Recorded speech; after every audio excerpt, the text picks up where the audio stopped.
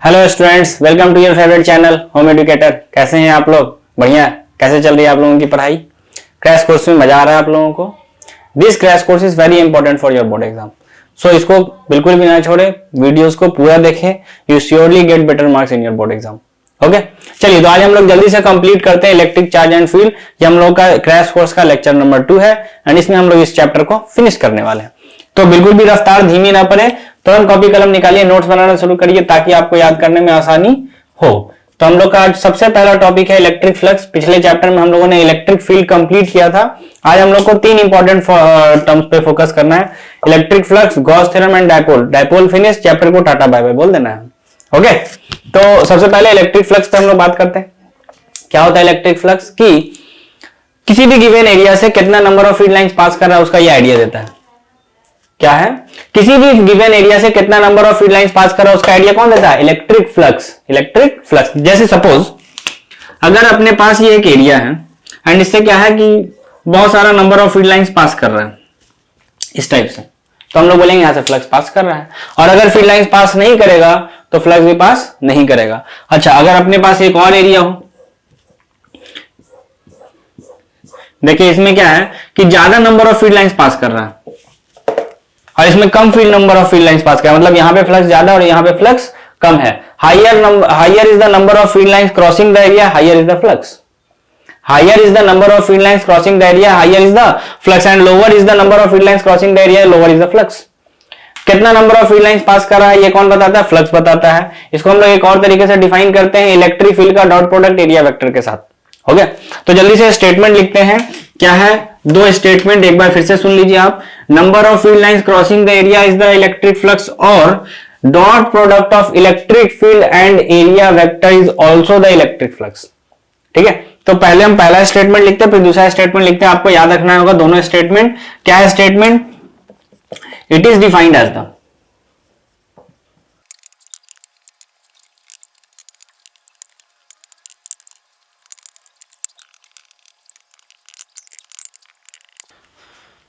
तो जल्दी से स्क्रीन को पॉज करिए एंड जो दोनों स्टेटमेंट को नोट करिए, आपके इंपॉर्टेंट है आपके लिए बोर्ड एग्जाम के लिए।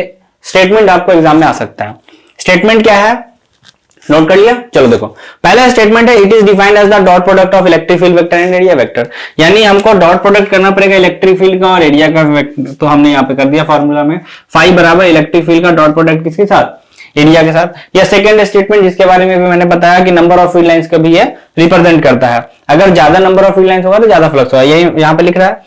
सेकंड स्टेटमेंट आपको एग्जाम में ये वाला लिखना है, बट ये समझने के लिए, आपके अंडरस्टैंडिंग के लिए कि it also gives an idea about the number of field lines crossing the area. कितना फील्ड लाइंस क्रॉस कर रहा है उसका ये एक आइडिया देता है। अगर ज्यादा फील्ड लाइंस पास करेगा तो ज्यादा उसको हम लोग क्या बोल देंगे? फ्लक्स बोल देंगे। क्लियर है बात? फाई का formula electric field dot area vector इस वाले फार्मूला से आ गया। एंड डॉट प्रोडक्ट क्या होता है? उस वेक्टर का मैग्नीट्यूड दोनों का एंड कॉस थीटा। इसमें थीटा क्या है? दोनों वेक्टर के बीच का एंगल, वो भी वहां पे नोट किया हुआ है। कोई दिक्कत? अगर आपको डॉट प्रोडक्ट के बारे में ज्यादा आइडिया लेना है तो आप मेरा वेक्टर का लेक्चर नंबर 3 देखें, उसमें डॉट प्रोडक्ट का मैंने बताया आपको आइडिया। ठीक है, एक और बात हम लोग यहाँ पे कर लेते हैं, unit of electric flux. Unit of electric flux वो आप समझ सकते हैं कि जैसे इलेक्ट्रिक फील्ड है, इसका यूनिट क्या होता है? न्यूटन बटे कूलम। तो न्यूटन बटे कूलम ये इलेक्ट्रिक फील्ड का हो गया। एंड एरिया का क्या होता है? Metre square. तो हम लोग का यूनिट बन गया न्यूटन मीटर स्क्वायर बटे कूलम। ये हो गया किसका? फाई का यूनिट। याद रह जाएगा बात, न्यूटन मीटर स्क्वायर बटे कूलम। एंड स्टेटमेंट मैंने आपको बता दिया है, मिटा दें? चलो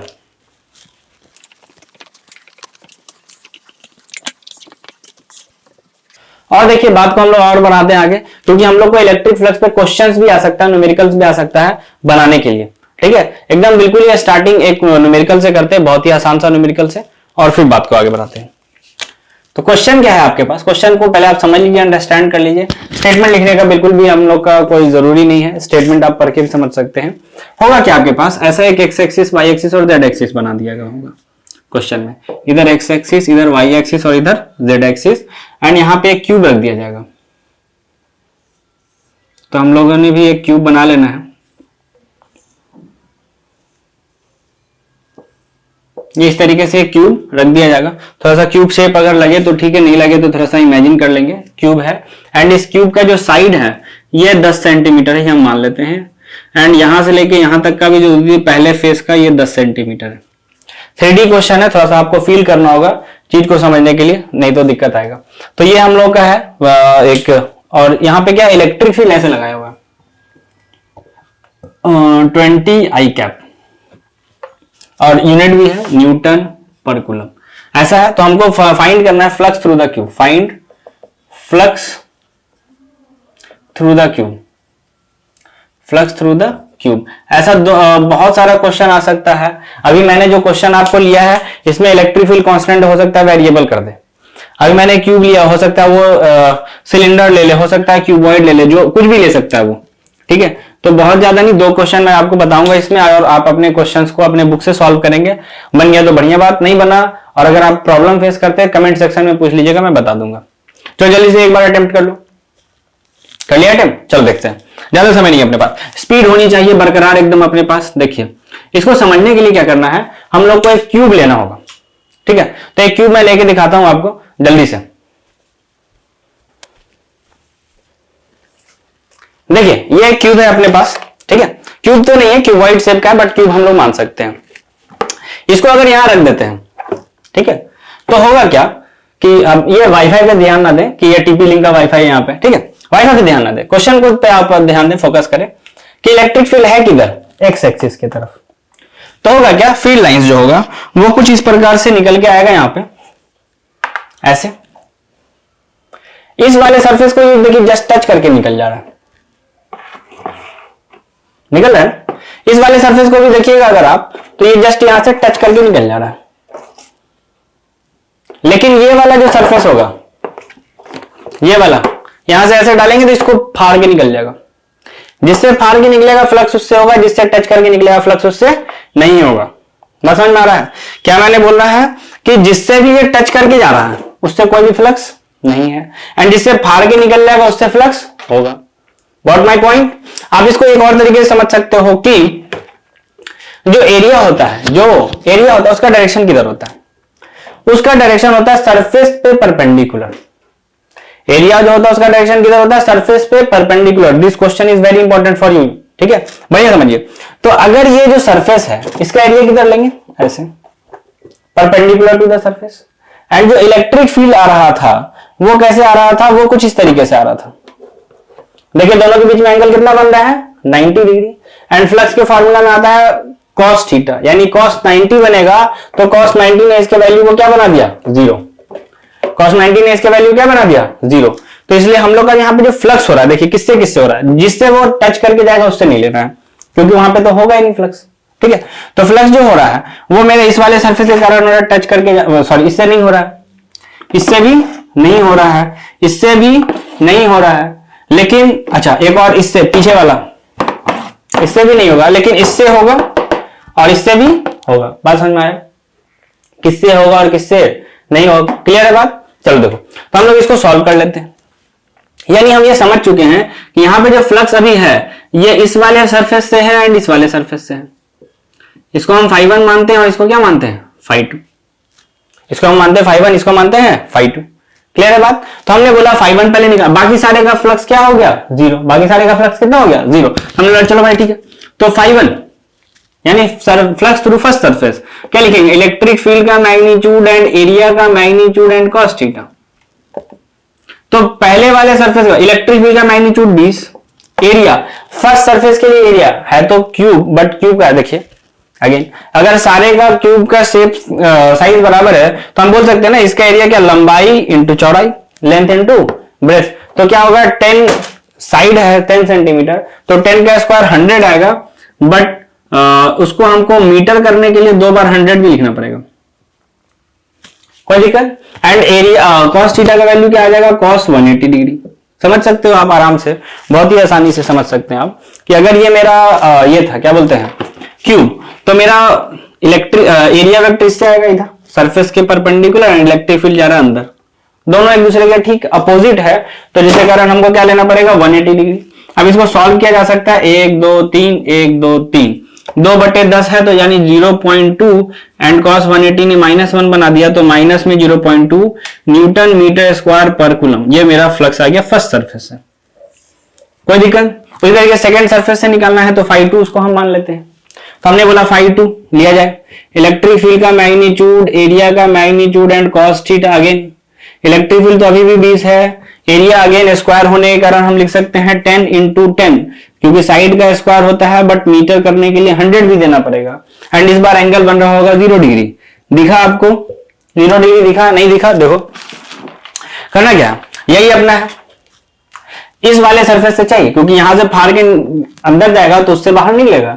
तो यहां से क्या, इसका इलेक्ट्रिक फील्ड भी इधर एंड एरिया भी यही है, सरफेस पे परपेंडिकुलर, इसके परपेंडिकुलर तो यही है ना, इसके परपेंडिकुलर जैसे ये हो गया, इसके परपेंडिकुलर ये हो गया, तो इसके परपेंडिकुलर ये हो गया। तो डायरेक्शन भी वही है, एरिया का और इलेक्ट्रिक फील्ड दोनों का, तो cos 0 डिग्री लिखेंगे। अगेन 1 2 3 1 2 3 आ गया 2/10 cos 0 डिग्री 1, यानी कि क्या आ गया 0.2। ये प्लस में है। अच्छा, न्यूटन मीटर स्क्वायर पर कूलम। जल्दी से देखो, अब हमको नेट फ्लक्स निकालना है। क्या निकालना है? Net flux. हमने बोला ठीक है चलो, फाई नेट बराबर क्या, phi1 प्लस phi2। तो phi1 क्या है, वो रहा माइनस में 0.2 और phi2 है प्लस में 0.2, तो क्या आ गया 0। नेट फ्लक्स क्या हो गया 0। याद रखना आपको प्रोसेस, और इसके कॉन्सेप्ट को भी दिमाग में रखना। समझ में आया? जल्दी से छापो, एक और क्वेश्चन करते हैं वेरिएबल इलेक्ट्रिक फील्ड वाला। देखिए एक और क्वेश्चन करते हैं हम लोग जल्दी से, वेरिएबल इलेक्ट्रिक फील्ड वाला इस बार हम लोग कर लेते हैं। क्वेश्चन क्या है, इस तरीके से आपके पास एक्स एक्सिस भी है, वाई एक्सिस भी है और जेड एक्सिस भी है, तीनों एक्सिस है। एंड यहां पे एक सिलेंडर को प्लेस कर दिया गया है इस तरीके से एक्स एक्सिस के ऊपर, किधर भी प्लेस कर सकता है वो, ठीक है। एंड ये जो सिलेंडर है इसका लेंथ आप ले लीजिए 20 सेंटीमीटर, एंड ये जो डिस्टेंस है यहां से यहां तक का 10 सेंटीमीटर, ऐसा कुछ है। एंड जो इलेक्ट्रिक फील्ड है वो इस बार वेरिएबल है, वो दिया हुआ है 10x i कैप, और रेडियस जो सिलेंडर का है ये ले लिया जाए 1 मीटर ले ले क्या, या 1/पाई, चलो 2 मीटर ले लेते हैं, 2 मीटर, ऐसा कुछ भी डेटा तो वो कुछ भी दे सकता है ना, आपको समझना है। तो हम लोगों को करना क्या है, इस सिलेंडर से क्या फ्लक्स पास कर रहा है वो निकालना। Find the flux passing through cylinder. चलो जल्दी से निकाल दो, जल्दी से निकाल दो, जल्दी से, रफ्तार एकदम तेज होनी चाहिए, बिल्कुल भी स्लो नहीं करना है। चलो कर दिया, चलो देखते हैं सॉल्यूशन करना होगा।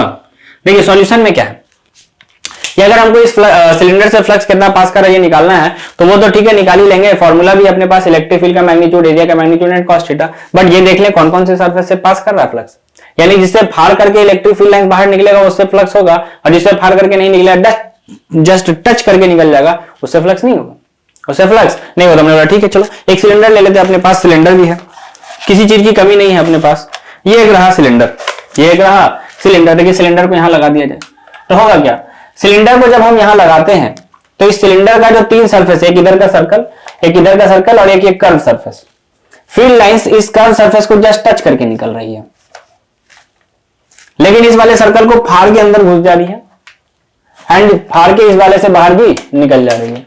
तो होगा क्या, ये जो सिलेंडर है अगर, तो इसका जो 3 सरफेस है इसमें से जो अपना ये होगा, देखिए इस वाले से अंदर घुस जाए, यहाँ पे इससे बाहर निकल जाएगा एंड इसको जस्ट टच करके जा रहा है, यानी इस कर्व्ड सरफेस से कोई भी फ्लक्स नहीं होगा, जो भी फ्लक्स होगा वो सिर्फ दोनों सिलेंडर वाले से होगा। तो इसको हम लोग कलर भी कर सकते हैं कि ये जो मेरा पहला एक सर्कल है इससे पास होगा, इससे भी पास होगा, बट इस कर्व सरफेस से नहीं होगा। अगर इसको हम phi1 बोलते हैं, इसको हम phi2 बोलते हैं और इसको हम phi3 बोलते हैं, तो हम पहले ही लिख देंगे phi3 0 है। phi3 क्या है 0, क्यों, क्योंकि जस्ट टच करके जा रहा है। या आप ऐसे भी सोच सकते हो कि यहाँ पे जो इसका एरिया वेक्टर होगा परपेंडिकुलर ऐसे बनाएंगे, इलेक्ट्रिक फील्ड ऐसे है, मतलब एंगल कितना बन जा रहा है 90 डिग्री, आप देख सकते हो एंगल कितना बन रहा है 90 डिग्री, 90 डिग्री है तो फिर फ्लक्स 0 है। तो हमने इसलिए लिया phi3 0। phi1 निकालना है तो जल्दी से फॉर्मूला लगाया जाए, इलेक्ट्रिक फील्ड का मैग्नीट्यूड, एरिया का मैग्नीट्यूड, cos का थीटा। इलेक्ट्रिक फील्ड का मैग्नीट्यूड क्या है, अच्छा देखिए x पे वैरी कर रहा है, यानी यहां पे अगर निकालना है तो यहां के लिए x का वैल्यू लिखना पड़ेगा, यानी 10 इंटू 10 सेंटीमीटर, यानी 10 इंटू x वैल्यू 10 है तो 10 बाई का 100 सेंटीमीटर को मीटर करने के लिए, ये तो इलेक्ट्रिक फील्ड हो गया।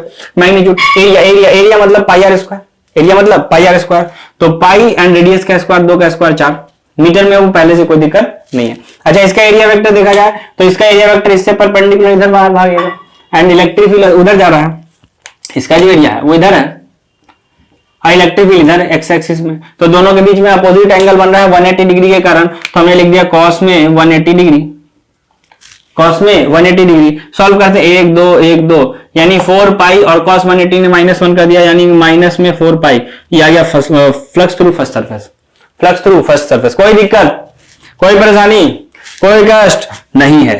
तो अब phi2 पे आते हैं, कहां आते हैं phi2 पे, फ्लक्स थ्रू सेकंड सरफेस। तो फिर से अगेन फार्मूला तो वही है, इलेक्ट्रिक फील्ड का मैग्नीट्यूड एरिया का मैग्नीट्यूड कॉस का थीटा, कॉस का थीटा। हमने बोला सेकंड सरफेस पे निकालना इलेक्ट्रिक फील्ड का मैग्नीट्यूड, तो क्या सेकंड सरफेस पे x का वैल्यू लिखना पड़ेगा। यहां से ये कितना दूर है 10 यहां और 20 यहां, मतलब 30 सेंटीमीटर दूर है वहां से, तो इसका मतलब x की जगह 30 लिखेंगे तो हम लिखेंगे 10 इंटू 30 सेंटीमीटर है तो मीटर करने के लिए 100 भी, कोई कष्ट नहीं। एंड एरिया लिखना अगेन तो पाई आर स्क्वायर यानी पाई 2 का स्क्वायर 4 एंड कॉस एंगल इस बार हो रहा है 0 डिग्री, आप देख सकते हैं इसका जो एरिया वेक्टर बनेगा ये इधर बनेगा, इलेक्ट्रिक फील्ड भी इधर ही है, तो दोनों के बीच में एंगल हो गया 0 डिग्री, तो हमने 0 डिग्री लग दिया 1 2 1 2, तो 4 3 12 पाई क्यों कॉस 0 डिग्री क्या हो गया 1 हो गया, तो हमने यहाँ पे लिख दिया 12 पाई। यूनिट वगैरह भी जान ही रहे हैं हम लोग, न्यूटन मीटर स्क्वायर पर कूलम, न्यूटन मीटर स्क्वायर पर कूलम, कोई दिक्कत। अब नेट फ्लक्स निकालना है, क्या निकालना है नेट फ्लक्स, तो हमने बोला ठीक है चलो फाई नेट बराबर क्या लिखेंगे phi2 माइनस phi1, क्योंकि पॉजिटिव वाले में नेगेटिव वाले को घटा लिया जाए या जो भी आप समझिए, तो 12 पाई माइनस 4 पाई प्लस करिए उसका वैल्यू माइनस है, तो आ गया कितना 8 पाई न्यूटन मीटर स्क्वायर पर कूलम। क्या समझ में आ गया, पाई वैल्यू लिख के हम लोग सॉल्व कर सकते हैं, वो कोई बहुत बड़ा डील नहीं है अपने लिए, कोई दिक्कत। फ्लक्स कंप्लीट होता है, अब हम लोग आगे बढ़ते हैं गॉस थ्योरम की तरफ, मिटा दें। Now we are discussing about the Gauss theorem, now we are discussing about the Gauss's theorem. तो गॉसेस थ्योरम क्या होता है, आप तो ऐसे समझ लो गॉस थ्योरम नहीं है तो इस चैप्टर का बॉस थ्योरम है। कौन सा थ्योरम है, boss theorem, and this is very very important for your board exam, important for boards, इसको तो एकदम समझ लो, याद ही रखना हर हाल में। गॉस थ्योरम नहीं है ये, कौन सा थ्योरम है, बॉस थ्योरम है। देखो गॉस थ्योरम का पहले स्टेटमेंट समझते हैं एंड उसके बाद हम लोग इसके हेल्प से जो भी इंपॉर्टेंट फॉर्मूला पिछले क्लास में हम लोगों ने नोट किया था अपने पहले लेक्चर में, उन सारे फॉर्मूला में जो इंपॉर्टेंट है उसको प्रूफ भी करेंगे, ठीक है। तो जल्दी से स्टेटमेंट को समझते हैं। देखिए ये जो स्टेटमेंट है, गॉस ने जो थ्योरम दिया है वो जनरली फ्लक्स निकालने के लिए दिया, किसके लिए दिया, फ्लक्स निकाल। जैसे अभी हम लोगों ने पीछे सीखा तुरंत अभी जस्ट पहले कि फ्लक्स निकालना है, किसी से क्यूब से निकाल सकते हैं, सिलेंडर से निकाल सकते हैं, लेकिन अगर किसी आर्बिट्ररी शेप से निकालना हो, जैसे मान लिया जाए कि अगर एक ऐसा सरफेस है इससे हमको पता करना है, ये तो फिर भी चलो अच्छा बन गया, थोड़ा सा और इसको खतरनाक टाइप का बनाया जाए, इस टाइप का करें एंड इसे हमको पता करना कितना फ्लक्स पास कर रहा है, तो क्या पागल हो जाएंगे हम लोग निकालने में। तो इलेक्ट्रिक फील्ड का तो मैग्नीट्यूड फिर भी हम लोग जानते हैं, क्योंकि फार्मूला क्या था, इलेक्ट्रिक फील्ड का मैग्नीट्यूड एंड एरिया का मैग्नीट्यूड। एरिया क्या लिखेंगे इसका, हर शेप का एरिया हम लोग नहीं जानते हैं, तो गॉस ने बोला घबराए नहीं, किसी भी तरह का शेप हो, किसी भी तरह का एरिया हो, क्या हम निकाल सकते हैं। बोला मैं निकाल के बताता हूं। तो उन्होंने क्या रूल दिया, क्या थ्योरम दिया, इन्होंने बोला किसी भी तरीके का अगर खतरनाक से खतरनाक जो शेप हो उससे अगर फ्लक्स निकालना हो तो कुछ खास नहीं करना है, उसके अंदर चेक कर लीजिए कितना चार्ज है डिवाइडेड बाय एप्सिलॉन नॉट। क्या उन्होंने बोला, उसके अंदर कितना चार्ज है वो पता कर लीजिए and divided by epsilon not, आपका नेट फ्लक्स आ जाएगा। जैसे फॉर एग्जांपल अगर ये कोई भी तरह का शेप है, तो इन्होंने बोला क्या कि इससे अगर हमको पता करना है नेट फ्लक्स कितना पास कर रहा है, तो इन्होंने बोला कुछ खास नहीं पता करिए कि इसके अंदर कितना चार्ज, ये पता कर लीजिए, वो आप पता कर सकते हो अगर, तो डिवाइड बाय एप्सिलॉन नॉट करते ही आपका आंसर आ जाएगा। एंड एप्सिलॉन नॉट क्या होता है हम पिछले क्लास में बता चुके थे आपको, electric field due to infinite sheet में, ठीक है। तो इन्होंने स्टेटमेंट दिया net flux passing through any close surface, जिसका नाम इन्होंने दिया Gaussian surface, is equal to 1 by epsilon naught times charge enclose, मतलब कितना अंदर में है डिवाइडेड बाय एप्सिलॉन नॉट करके आपका आंसर आ जाएगा। क्या बात समझ में आ गई, कैसा भी शेप हो उससे फ्लक्स निकालना है तो गॉस थ्योरम लगाइए, रेगुलर शेप है तो आप नॉर्मल तरीके से भी निकाल सकते हैं। स्टेटमेंट को नोट कर लिया गया, क्या कर लें, चलो जल्दी से नोट करते हैं स्टेटमेंट को।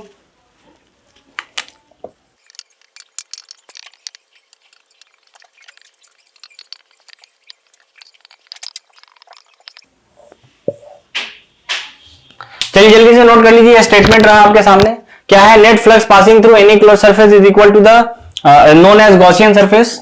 गॉसियन सरफेस से जो होगा वो 1 by epsilon naught times charge enclose, यानी जो भी नेट फ्लक्स है that is Q inside by epsilon naught. या इसका एक और फार्मूला फ्लक्स के लिए था अभी अपने पास, इलेक्ट्रिक फील्ड का एरिया वेक्टर, यहाँ पे क्लोज इंटीग्रेशन, इसको हम लोग क्या बोलते हैं, क्लोज इंटीग्रेशन, क्योंकि सरफेस कैसा था, क्लोज था, बस आपको इतना दिमाग में रखना है। क्लोज इंटीग्रेशन इलेक्ट्रिक फील्ड का डॉट प्रोडक्ट, छोटा सा एक डॉट देना है, डॉट प्रोडक्ट एरिया के साथ बराबर भी क्या आएगा, क्यू इनसाइड। क्यू इनसाइड मतलब क्या, charge inside by epsilon not. बात समझ में आ गया? जल्दी से स्टेटमेंट लिख लो। चलो आगे बढ़ते हैं, एक क्वेश्चन करके देखते हैं हम लोग गॉस थ्योरम के ऊपर। देखिए जल्दी से करते हैं, जल्दी से, एकदम ज्यादा समय नहीं है अपने पास। अपने पास क्या है, दो स्फीयर। क्या है, दो स्फीयर। लो भैया, पहला स्फीयर एंड ये दूसरा स्फीयर। दोनों का सेंटर लेकिन क्या है, सेम है, एक जगह पे है दोनों का सेंटर। पहला जो स्फीयर है उसको S1 बोलते हैं, दूसरा जो स्फीयर है उसको S2 नाम देते हैं। क्वेश्चन क्या है, क्वेश्चन बहुत ही आसान है। इसमें बोला क्या, एक चार्ज यहाँ पे रखा हुआ है Q एंड एक चार्ज यहाँ पे रखा गया है 2Q एंड हमसे जो पूछा गया है फ्लक्स का रेशियो निकालिए पहले सरफेस और दूसरे सरफेस का। निकालना क्या है, फाइंड द फ्लक्स या find the ratio of flux through first surface and second surface, through first surface and second surface. चलो जल्दी से कर दो, अरे जल्दी करो, समय नहीं है।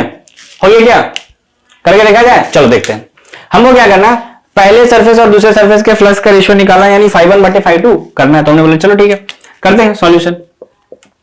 अगर हमको φ1 निकालना है यानी फ्लक्स थ्रू फर्स्ट सरफेस निकालना है, तो हम ये जानते हैं कि फ्लक्स का दो फॉर्मूला, या तो इलेक्ट्रिक फील्ड का डॉट प्रोडक्ट एरिया के साथ कर लिया जाए या Q inside by epsilon not कर लिया जाए। यहाँ पे हमको पता है क्यू इनसाइड कितना है, तो हम उसी को यूज करते हैं। पहले सरफेस से अंदर में जो चार्ज है दैट इज क्यू, तो हमने लिखा flux through first surface is Q by epsilon not, Q by epsilon naught. चलो बहुत बढ़िया। सेकंड सरफेस पे निकाला जाएगा φ2, यानी बड़े वाले सरफेस से क्या फ्लक्स पास कर रहा है, तो बड़े वाले सरफेस के अंदर कितना चार्ज है। तो आप बोलेंगे 2Q, नहीं मैं तो बोलता 3Q, 2Q भी और Q भी, ये भी तो अंदर में है, यानी हम क्या लिखेंगे 3Q बाई एप्सिलॉन। बात समझ में आएगा? रेशियो निकालना कोई मुश्किल काम नहीं, φ1 बटे φ2 कर दिया जाए, यानी कि Q बाई एप्सिलॉन नॉट भागा 3Q बाई एप्सिलॉन नॉट, तो आंसर आ गया 1/3।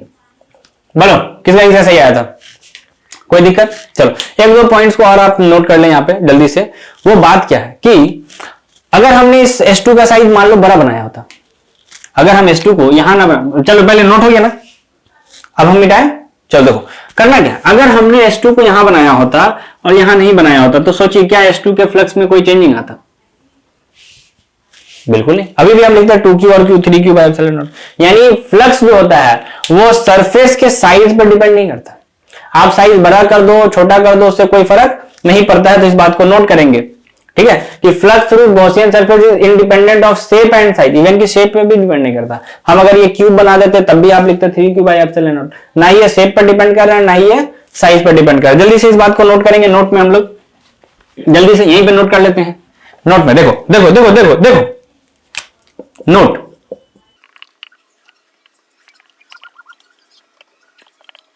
चलो जल्दी से इस बात को नोट कर लो, flux through any close surface is independent of shape and size, shape और साइज पर डिपेंड नहीं करता। कोई दिक्कत? आगे बढ़े। देखिए अब हम लोगों को क्या करना है, हम लोगों को गॉस थ्योरम के हेल्प से सारे फार्मूलाज को प्रूफ करना है। क्या करना है, गॉस थ्योरम के हेल्प से सारे फार्मूलाज को प्रूफ करना है, जो जो इंपॉर्टेंट है अपने लिए। तो हम लोग 1 बाय 1 करते हैं प्रूफ, जल्दी जल्दी आप भी देखेंगे। सबसे पहला फॉर्मूला हम लोग को प्रूफ करना है electric field due two point charge. किसका प्रूफ करना है, electric field due two point charge. मैंने आपको बताया था पिछले लेक्चर में, formula is KQ by R square.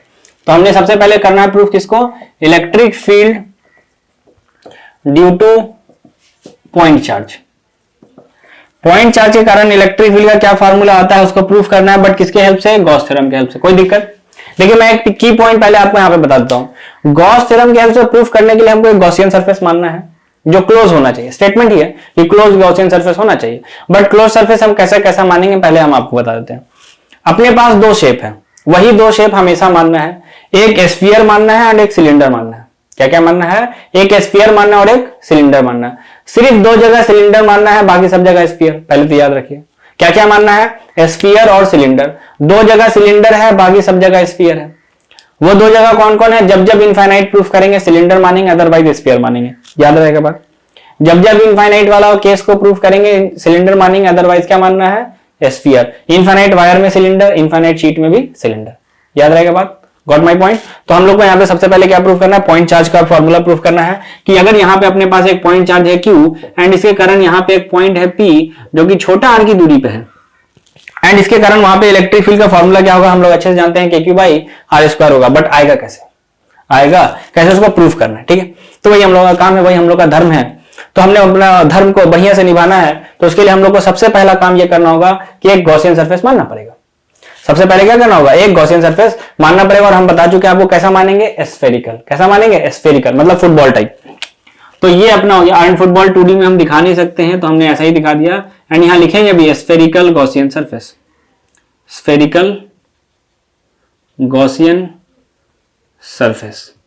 And जो आपने माना है या जो आपके पास है, थोड़ा सा लैंग्वेज लिखना एक जरूरी है, क्योंकि बोर्ड्स एग्जाम में नंबर आना है, तो उसके लिए आपको लिखना पड़ेगा लैंग्वेज। तो हमने बोला ठीक है भाई, लिखना पड़ेगा तो लिखेंगे। अपना धर्म जो है, अपना जो कर्तव्य है, उसको जरूर निभाएंगे। हमने बोला ठीक है, हर कर्म अपना करेंगे, एग्जाम तेरे लिए। देखिए है क्या अपने पास, अपने पास ये है, हमने लिखेंगे we have a point charge, we have a point charge Q and a point P at a distance of R, at a distance of R, छोटा r। ठीक है, थोड़ा सा स्फेरिकल गॉसियन सरफेस के बारे में भी इंफॉर्मेशन लिखेंगे।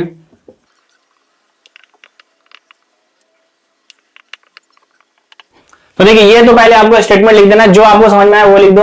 आपको मुझसे ज्यादा इंग्लिश आता है, आप इससे भी ज्यादा मार सकते हो, वो आपके ऊपर डिपेंड करता है, जितना चाहे उतना लिख सकते हैं। ठीक है, तो लैंग्वेज लिख दिया हमने। अब उसके बाद क्या करना है, चलो लैंग्वेज छाप लो, जल्दी से छाप लिया। चलो देखो, अब क्या करना है, हमको लिखना है दो बात। वो दो बात तो हमेशा लिखना है, अकॉर्डिंग टू गॉसेस थ्योरम, ये तो लिखना ही लिखना है। ठीक है, according to Gauss's theorem.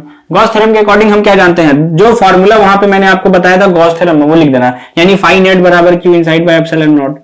And second formula, electric field का डॉट प्रोडक्ट एरिया के साथ बराबर भी Q inside by epsilon not. कोई दिक्कत, आपको प्रूफ याद हो ना याद हो, फोटो बना सकते हैं, क्योंकि फोटो हम आपको बता चुके हैं, स्फीयर मानना है या सिलेंडर मानना है, वो तो आपको डायग्राम देके समझ में आएगा क्वेश्चन में। इनफाइनाइट है तो सिलेंडर बनाइए, अदरवाइज स्फीयर बनाइए। थोड़ा सा लैंग्वेज लिख सकते हैं, इंग्लिश आपका स्ट्रांग है, एंड यहां तक तो लिख ही सकते हैं। अगर कुछ ना भी याद है, यहां तक लिख देंगे, 2 नंबर तो मिल ही जाएगा, 2 नंबर तो मिल ही जाएगा। हम लोग तो भिखारी हैं, कुछ भी लेने के लिए तैयार है, तो कम से कम 2 तो ले लिया जाए, अगर कुछ भी ना याद है तो। हमने बोला चलो यहां तक हो गया। अब क्या करना है, अब करना क्या है, इलेक्ट्रिक फील्ड हमेशा इंटीग्रेशन से बाहर आएगा, क्योंकि आप जानते हो इंटीग्रेशन या डिफरेंशिएशन का रूल होता है कि कांस्टेंट चीज इंटीग्रेशन या डिफरेंशिएशन से क्या होता है, बाहर आ जाता है। तो हमने बोला इलेक्ट्रिक फील्ड आ जा बाहर, एंड अंदर बचेगा area and Q inside by epsilon not, यानी इस स्फेरिकल गॉसियन सरफेस के अंदर चार्ज कितना है, तो हमने देखा क्यू चार्ज है, हमने देखा क्यू चार्ज, तो हमने लिखा क्यू बटे एप्सिलॉन नॉट। कोई दिक्कत नहीं है। अब देखिए इसके बाद करना क्या है, एरिया का वैल्यू लिखना है। क्या लिखना है, एरिया का वैल्यू। आज मैं आपको बता रहा हूं, पहला लेक्चर है, मतलब सॉरी पहला प्रूफ है, इसलिए बता रहा हूं। सेकंड थर्ड फोर्थ में बस डायरेक्ट मार देना है। तो हमने बोला ठीक है, चलो इलेक्ट्रिक फील्ड एरिया का वैल्यू आप लिखेंगे क्या, यहाँ पे 4 पाई आर स्क्वायर। कितना लिखना है, 4 pi R square is the area of sphere. Sphere का एरिया क्या होता है, 4 पाई आर स्क्वायर। तो हमने लिख दिया 4 पाई आर स्क्वायर बराबर क्यू बटे एप्सिलॉन नॉट, क्यू बटे एप्सिलॉन नॉट। कोई दिक्कत, अब ये नीचे बाहर भागे, इधर भाग जाएगा, यानी हम लिखेंगे क्यू बटे 4 पाई एप्सिलॉन नॉट, एक साथ कर लेते हैं और आर स्क्वायर इधर कर लेते हैं साइड में। तो रिजल्ट हम लोग का प्रूफ हो गया के क्यू बाई आर स्क्वायर। कोई दिक्कत, कोई कष्ट, जल्दी बोलो। ठीक है क्या, छाप लो जल्दी से, छाप लो जल्दी से। हो गया, छपा गया।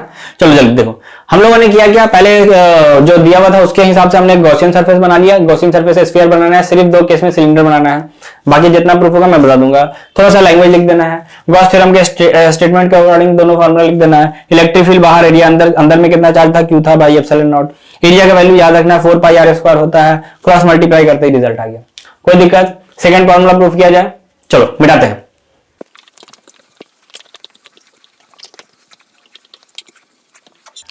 देखिए एक और रिजल्ट हम लोग को प्रूफ करना है। अब कौन सा प्रूफ करना है, गॉस थ्योरम वाला, कौन सा, सॉरी कूलम्ब्स लॉ का। कूलम्ब्स लॉ का जो फॉर्मूला था उसको हमको प्रूफ करना है गॉस थ्योरम के हेल्प से। तो हमने लगा दिया हेडिंग, यानी कि डिराइव करना हमको, derive the Coulomb's law, derive the Coulomb's law using Gauss theorem, using Gauss's theorem. कोई दिक्कत नहीं। तो गॉस थ्योरम हमको प्रूफ करना है कूलम्ब्स लॉ के हेल्प से, सॉरी कूलम्ब्स लॉ प्रूफ करना है गॉस थ्योरम के हेल्प से। तो हमने कूलम्ब्स लॉ का फार्मूला देखा, तो हमने पास फार्मूला था k q1 q2 by R square. क्या फार्मूला था, k q1 q2 by R square. तो हमने चलो ठीक है, तो अपने पास क्या था, 2 चार्जेस था, हमने बना लिया, एक पहला चार्ज एंड ये एक दूसरा चार्ज q2, बीच का जो दूरी था वो छोटा r था। ठीक है। एंड हम लोग को फॉर्मूला निकालना था F बराबर K Q1 Q2 bye R square, निकालेंगे तुरंत हम लोग, ज्यादा घबराने वाली बात नहीं है। दोनों बोला चलो भाई ठीक है। सबसे पहला काम क्या है, सबसे पहला धर्म हम लोग का, सबसे पहला कर्तव्य ये है कि गॉसियन सरफेस माना जाए। एंड गॉसियन सरफेस मानना कैसा है वो हम आपको बता चुके हैं। चलो ठीक है, पहले इसके बारे में स्टेटमेंट ये हम लोग करते हैं। गॉसियन सरफेस अगर बनाना है तो स्फीयर ही बनाएंगे। एंड स्फीयर का सेंटर या तो आप Q1 पे ले लो या तो आप Q2 पे ले लो। यू आर फ्री, आप जाओ जाओ वाले सकते हो। लेकिन अगर आपने Q2 पे ले लिया तो इधर से स्फीयर नहीं बना पाएंगे, बोर्ड से बाहर निकल जाएगा। तो हम मजबूरी है मेरी कि हमको Q1 पे लेना पड़ेगा। मान लें कोई दिक्कत कोई परेशानी नहीं ना होगी, बात तो हजम तो नहीं ना होगा, मतलब ऐसा तो नहीं कि हजम नहीं हो रहा है क्यों Q1 पे ले लिए, किधर Q2 पे ले लो, उधर बना लेना तो अपने कॉपी में, कोई दिक्कत नहीं है। तो हमने क्या किया, ये एक बना लिया है क्या, अगेन स्फीयर, यानी हमको लेना क्या है, spherical Gaussian surface. Spherical Gaussian surface, अगर फास्ट लगे तो वीडियो को थोड़ा सा स्लो करके देखना, ठीक है। तो स्फेरिकल गॉसियन सरफेस हमने ले लिया। एंड ये चार्ज है Q1, ये चार्ज है Q2। तो हमने पहले थोड़ा सा स्टेटमेंट लिखना पड़ेगा, मिर्च मसाला डालना पड़ेगा। तो हमने बोला लो भाई डाल देते हैं मिर्च मसाला।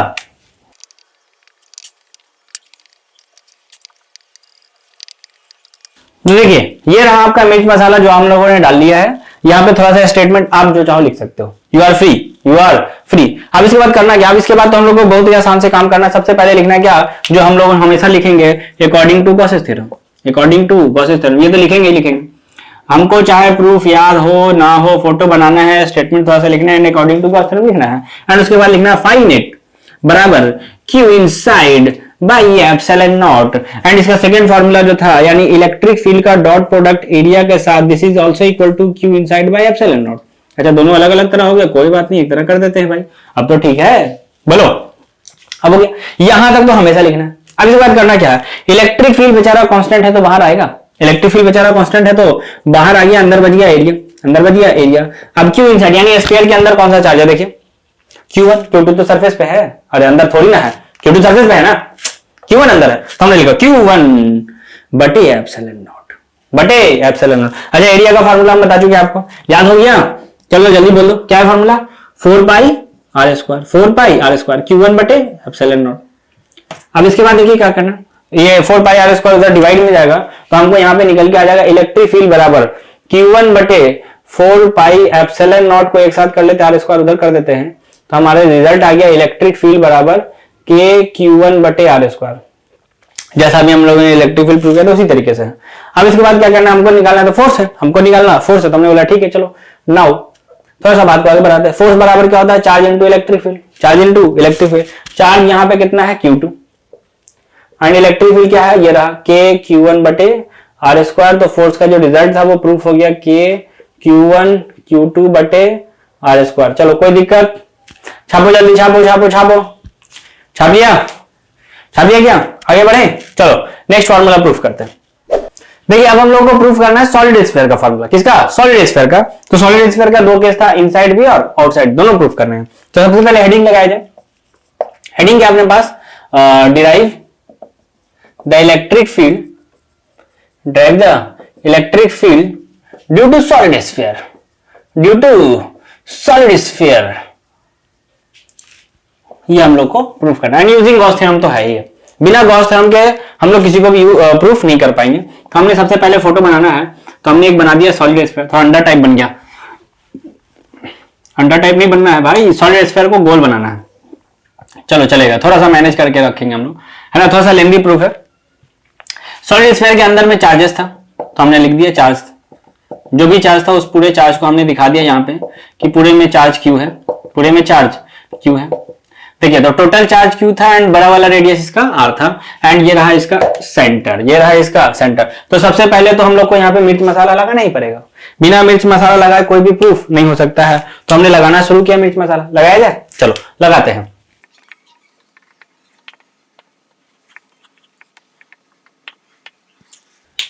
देखिए ये रहा हम लोग का मिर्च मसाला, थोड़ा सा अभी हमने लिखा। अब हमको क्या करना है, सबसे पहले केस फर्स्ट पे आना है, इनसाइड का केस। कौन सा केस, इनसाइड का केस, तो हमने लिख दिया इनसाइड का केस।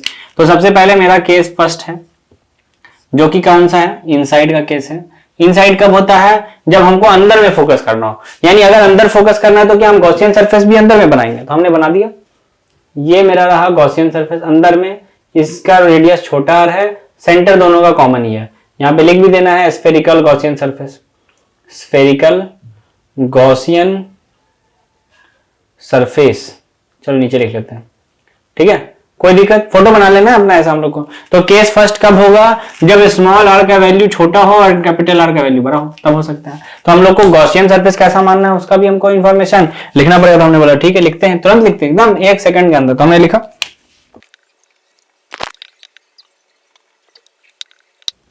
तो देखिए ये रहा हम लोग का स्टेटमेंट। मिल इतना सारा थोड़ा सा कि हमने क्या किया कि स्फेरिकल गॉसियन सरफेस अंदर में मान रखे हैं जिसका रेडियस r है, एंड कॉन्सेंट्रिक टर्म यूज किया गया है क्या, ताकि ये पता चल सके कि दोनों का सेंटर क्या है, सेम है, कोई दिक्कत नहीं। अब हम लोग को वही धाए धाए अपना काम करना है, लिखना है सबसे पहले according to Gauss theorem. According to Gauss theorem, तो हमने लिखा अकॉर्डिंग टू गॉसेस थ्योरम। क्या स्टेटमेंट है भाई गॉस थ्योरम के अकॉर्डिंग, कि जो भी मेरा नेट फ्लक्स होगा that is equal to Q inside by epsilon naught, and तुरंत दूसरा वाला भी फार्मूला यानी इलेक्ट्रिक फील्ड का डॉट प्रोडक्ट एरिया के साथ this is also equal to Q inside by epsilon naught. अब देखिए इलेक्ट्रिक फील्ड तो बेचारा बाहर आ गया एंड अंदर बच गया एरिया डीए।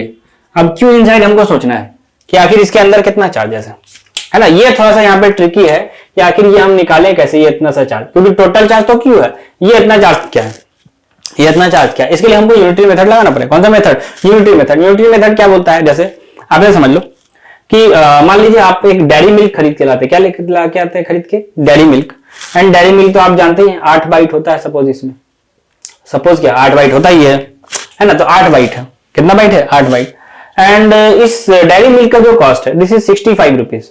हम लोगों ने डेयरी मिल्क सिल्क खरीद के लाया है, हम लोगों ने डेयरी मिल्क सिल्क खरीद के लाया, ये रहा dairy milk silk, dairy milk silk, चलो ठीक है, बात को समझने की कोशिश करते हैं। डेयरी मिल्क सिल्क है 65 रुपीज का, 8 बाइट है इसमें, एंड अगर हमको जरूरत पड़े कि हमको सिर्फ ये 3 बाइट का दाम पता करना है तो हम कैसे करेंगे, हम लोग बोलेंगे पहले एक का पता कर लिया जाए, फिर जितना का चाहे मन पता कर सकते हैं।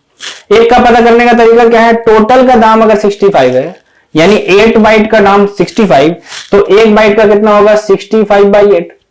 अब अगर 3 का निकालना है तो 3 मल्टीप्लाई कर दिया, या 65/8 मल्टीप्लाई बाय 3 तो 3 का आ जाएगा।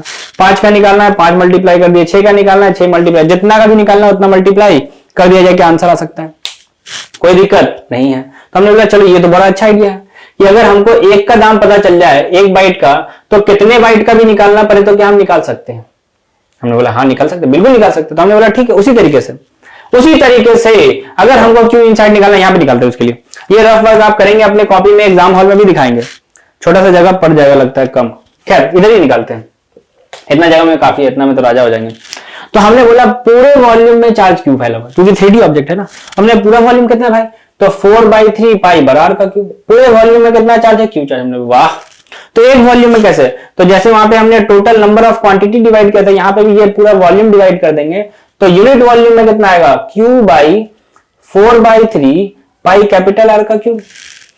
क्या एक वॉल्यूम में कितना, तो इतना, तो इस छोटे के वॉल्यूम में कितना, ओ छोटे से वॉल्यूम में निकालना है, तो हमने बोला ठीक 4/3 पाई छोटा आर का क्यूब, यानी कि हमको निकालना पड़ेगा क्यू बटे 4/3 पाई कैपिटल आर का क्यूब में मल्टीप्लाई कर देंगे 4/3 पाई स्मॉल आर का क्यूब, 4/3 पाई कट गया तो मेरा आ रहा है क्यू इंटू छोटा आर क्यूब बटे में बड़ा आर क्यूब, क्यू इनसाइड का वैल्यू देख लो, पहले समझ लो, कोई दिक्कत अगर है तो। दिख तो रहा है ना, ठीक ठीक, चलो ठीक ठीक दिख ही रहा होगा, ये क्यूब सिर्फ नहीं दिख पा रहा होगा, चलो ठीक है, ये हो गया। तो हमारा क्यू इनसाइड आ गया, क्या आ गया, क्यू इंटू छोटा आर क्यूब बटे में बड़ा R cube and multiply by epsilon naught, multiply by epsilon naught, वो क्यू इनसाइड का कैलकुलेशन है, वो आपको दिखाना होगा एग्जाम हॉल में। अब इसके बाद हमको करना क्या है, बहुत ही आसान काम करना है, एरिया का वैल्यू लिखेंगे एंड उधर जाकर डिवाइड कर देंगे। तो हमने बोला ठीक है चलो लाओ लिखते हैं, तो हमने लिखा इलेक्ट्रिक फील्ड इनटू एरिया क्या होता है 4πr², अगर रेडियस छोटा आ रहा है तो लिखेंगे क्या 4π छोटा आर का स्क्वायर बराबर Q inside by epsilon not, यानी क्यू इंटू छोटा आर क्यूब बटे बड़ा आर क्यूब मल्टीप्लाई में एप्सिलॉन नॉट है, ये नीचे डिवाइड कर सकते हैं। तो इलेक्ट्रिक फील्ड बराबर क्यू छोटा आर क्यूब बटे 4π एप्सिलॉन नॉट एक साथ आर स्क्वायर एंड आर पे पावर क्यूब अलग अलग, तो आर क्यूब से इसका पावर कट जाएगा, एक आर बच जाएगा एंड ये के बनने के लिए रेडी है। तो आंसर आ गया के क्यू छोटा आर बटे में बड़ा आर का क्यूब। क्या यही याद कराया गया था आपको पिछले क्लास में, पिछले लेक्चर में? चलो छाप लो जल्दी से, अभी तो इनसाइड हुआ, अभी आउटसाइड बाकी है। हो गया क्या, छाप लिया? आउटसाइड बताएं, चलो बता दे, मिटा दे इसको।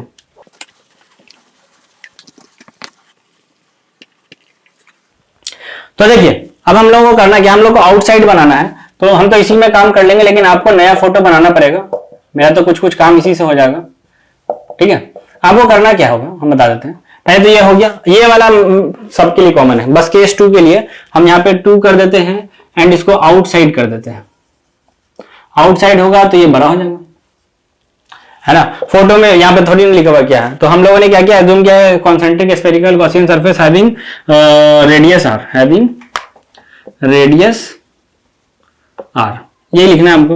एंड वहां पे दिखा देना बड़ा साइज में थोड़ा सा, बस और क्या, इतनी बार काम है सिर्फ। एंड उसके बाद तो फिर कैलकुलेशन करेंगे। तो हमने एक दिखा दिया, ये थोड़ा सा आप बड़ा दिखा दीजिएगा। कॉन्सेंट्रिक है, दोनों का रेडियस सेंटर सेम है, रेडियस आर है इसका। तो यहाँ पे लिख देना है क्या, spherical Gaussian surface, spherical Gaussian surface. चलो हो गया क्या, ठीक है। तो हम लोगों ने वो कर दिया स्फेरिकल गॉसियन सरफेस। अब लगते हैं धाए धाए एकदम, धाए धाए धाए धाए धाए धाए according to Gauss's theorem, according to Gauss's theorem. Gauss theorem के अकॉर्डिंग हम क्या लिख सकते हैं, that phi net is equal to Q inside by epsilon naught close integration electric field dot area बराबर भी Q inside by epsilon naught. अच्छा फिर से अलग हो गया, ले भैया सेम हो जा। चलो अब क्या करना है, इलेक्ट्रिक फील्ड बाहर निकालना, चलो इधर ही कर लेते हैं। इलेक्ट्रिक फील्ड क्या हो गया, बाहर आ गया, अंदर बच गया एरिया डी ए बराबर में क्यू इनसाइड, इस स्फीयर के अंदर कितना चार्ज, पूरा चार्ज इस बार अंदर ही है, इस बार तो दिक्कत ही नहीं है, पूरा का पूरा तो अंदर हो गया ना भाई। बाहर में हमने स्फीयर बनाया है तो हमने बोला क्यू बटे एप्सिलॉन नॉट, क्यू बटे एप्सिलॉन नॉट, एरिया लिखना है, क्या लिखना है एरिया। तो हमने लो भैया एरिया का वैल्यू हमने तो याद ही कर लिया, 4 पाई आर स्क्वायर क्यू बटे एप्सिलॉन नॉट, और क्या इधर डिवाइड मार देंगे तो ई बराबर आ गया क्यू बटे 4 पाई एप्सिलॉन नॉट, एक साथ कर लिया जाए, आर स्क्वायर को अलग कर दिया जाए, एंड क्या हमारा रिजल्ट आ गया। अरे हाँ कि ना, आ गया। चलो छाप लो छाप लो छाप लो छाप लो। केस 1 भी हो गया, केस 2 भी हो गया, सॉलिड स्फीयर कंप्लीट हो गया। बेटा दें, देखिए जल्दी से हम लोग आगे बढ़ते हैं। एक और हम लोग को प्रूफ करना है, electric field due to infinite wire, electric field due to infinite wire,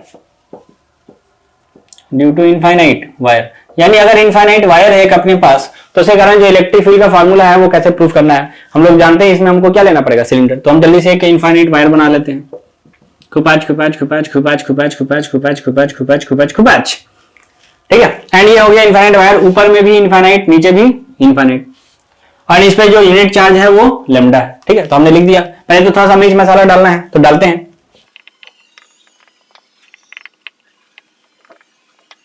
ठीक है, ये हो गया अपना मिर्च मसाला। अब हमको क्या करना है, स्फेरिकल गॉसियन सरफेस लेना है। तो गॉसियन सरफेस तो इस बार सिलेंडर लेंगे, तो हम लोग ले लेते हैं एक सिलेंडर। ये रहा अपना एक सिलेंडर, एंड इस सिलेंडर का जो लेंथ है दिस इज एल, एंड जो रेडियस है दिस इज आर, ठीक है।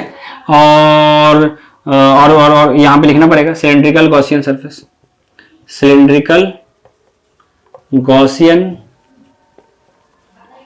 Surface, cylindrical Gaussian surface.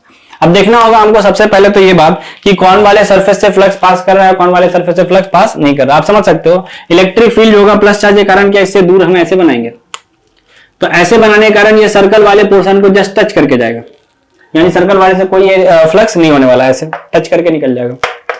लेकिन इस सरफेस को, बीच वाले सरफेस को ये क्रॉस करके निकलेगा, तो उसके कारण फ्लक्स होगा, एंड उसके कारण मतलब हमको कर्व सरफेस एरिया इस बार लेना पड़ेगा। तो सबसे पहले हम लोग वो लिख लेते हैं गॉसियन सरफेस का इंफॉर्मेशन।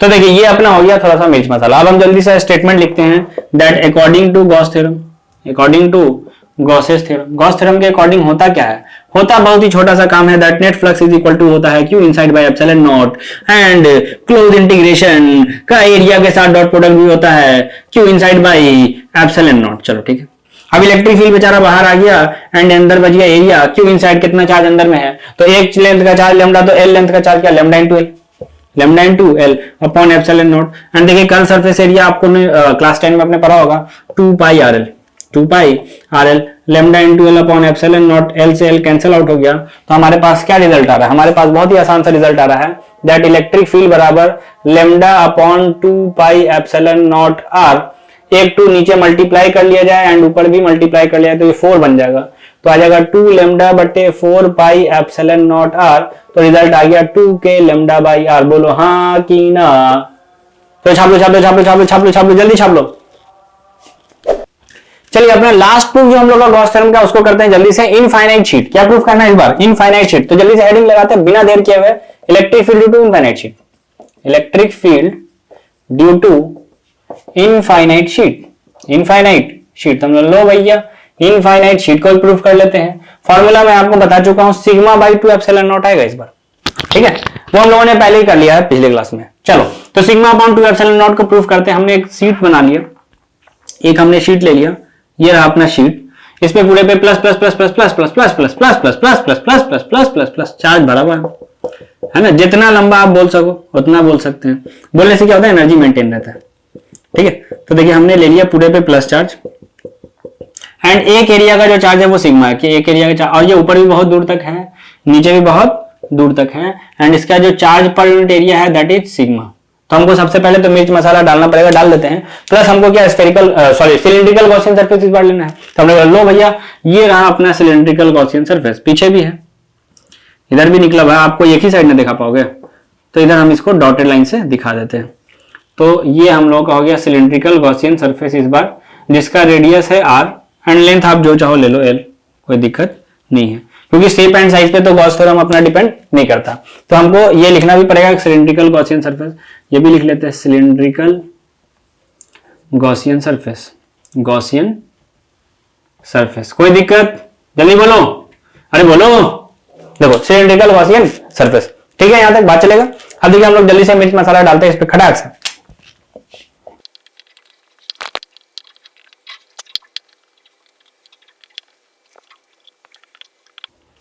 तो देखिए ये हम लोगों ने क्या किया, मिर्च मसाला डाल दिया, है ना, कि अपने पास एक गॉसियन सरफेस है, इसका रेडियस r है, लेंथ l है।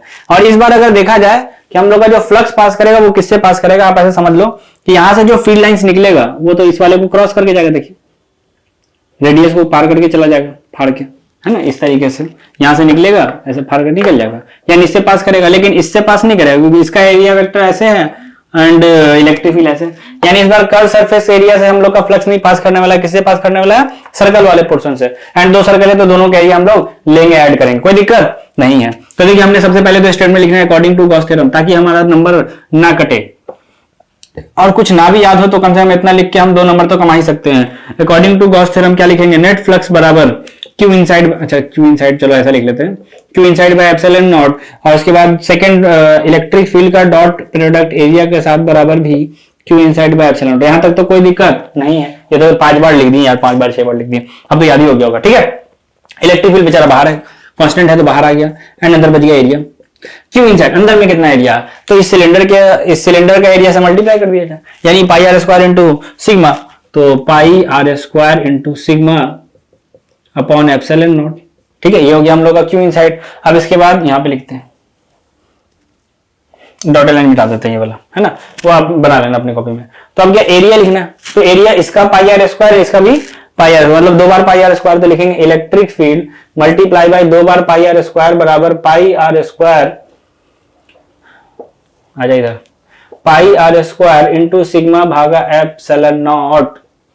तो देखिए पाई आर स्क्वायर से ये पाई आर स्क्वायर कट गया, एंड इलेक्ट्रिक फील्ड का जो रिजल्ट आ गया that is sigma by 2 epsilon naught. क्या आया कि नहीं आया, जल्दी देख लो, आ गया क्या, छापो छापो छापो छापो, छाप लिया, मिटा दें, चलो आगे बढ़ते हैं। चलिए अब हम लोग अपने लास्ट कॉन्सेप्ट के ऊपर आते हैं, इलेक्ट्रिक डायपोल, क्योंकि गॉस थ्योरम का जितना भी प्रूफ इंपॉर्टेंट था वो सारा हम लोगों ने कर लिया, ठीक है। तो अब हम लोग को आना अपने लास्ट टॉपिक के ऊपर, इलेक्ट्रिक डायपोल। कौन सा चीज, इलेक्ट्रिक डायपोल, ठीक है। तो इसको हम लोग समझते हैं कि इलेक्ट्रिक डायपोल होता क्या है, कैसे इसको समझना है, क्या इसमें प्रूफ आएगा, क्या फॉर्मूला है, उसके ऊपर बात करते हैं। पहले डायपोल होता क्या है, पहले डायपोल होता क्या, नाम से पता चला, देखिए di means 2 and pole means charge, यानी कभी भी अगर हमने 2 इक्वल चार्जेस को, एंड अपोजिट साइन भी होना चाहिए, opposite sign is compulsory here, अगर 2 इक्वल एंड अपोजिट चार्जेस को कुछ दूरी पे प्लेस कर देते तो डायपोल बन जाएगा। क्या बन जाएगा, डायपोल। क्या याद रहेगा स्टेटमेंट, क्या याद रखना आपको, जब भी कभी भी 2 इक्वल एंड अपोजिट चार्जेस को कुछ दूरी पे प्लेस कर दिया जाए तो क्या बन जाएगा, डायपोल। तो बस नोट करना इस बात को हम लोगों को, जल्दी से नोट कर दें, चलो लिखते हैं।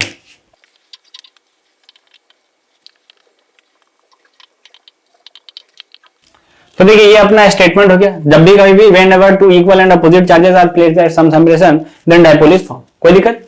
अब यहाँ पे इसका डायग्राम भी हम लोग बना सकते हैं कि यहाँ पे मान लिया जाए एक प्लस क्यू चार्ज है एंड यहाँ पे एक माइनस क्यू चार्ज है, एंड दोनों का वैल्यू है बराबर, एंड बीच का दूरी जो है इसको हम लोग आर में लिखते हैं 12। क्या लिखते हैं 12, क्योंकि मिड पॉइंट का बड़ा इंपॉर्टेंट रोल है, इसलिए हम लोग इसको 12 लिखते हैं ताकि इधर भी एल हो जाए और उधर भी एल हो जाए, बस इस वजह से। कोई दिक्कत, समझ में आ गया बात? अच्छा, अगर यहाँ पे प्लस 10 कूलम है तो यहाँ पे भी क्या है माइनस 10 कूलम, यहाँ प्लस 20 कूलम तो वहां भी क्या है माइनस 20 कूलम, यानी नेट चार्ज हमेशा जीरो है। जितना प्लस उतना माइनस, तो क्या नेट चार्ज हो गया जीरो। याद रहेगा बात, इस बात को नोट करना है हम लोग को हमेशा कि net charge on the dipole, net charge on the dipole is always zero, is always zero. याद रहेगा बात, नेट चार्ज डाइपोल पे क्या होगा हमेशा जीरो होगा, याद रहेगा। एंड हमको लोगों को क्वेश्चन में हमेशा क्या देगा, प्लस वाला चार्ज देगा, माइनस अपने आप समझ जाना, क्योंकि दोनों तो बराबर ही होता है ना। अरे यार, क्या समझे कि नहीं समझे? समझे ना, जितना प्लस होता है उतना माइनस होता है, तो क्या आप समझ नहीं जाओगे, प्लस दे दिया माइनस अपने समझ लेंगे। तो हम लोगों ने इस बात को भी याद करना है कि क्वेश्चन में अगर हमको चार्ज दिया तो वो प्लस वाला देगा, तो यानी कि charge on the dipole means positive charge, charge on the dipole means value of positive charge, means value of positive charge, value of positive charge. क्या याद रहेगा बात इतना? कोई दिक्कत? जल्दी से छाप लो, छाप लिया क्या? थोड़ा सा और आगे बात को बढ़ाते हैं, मिटाते हैं।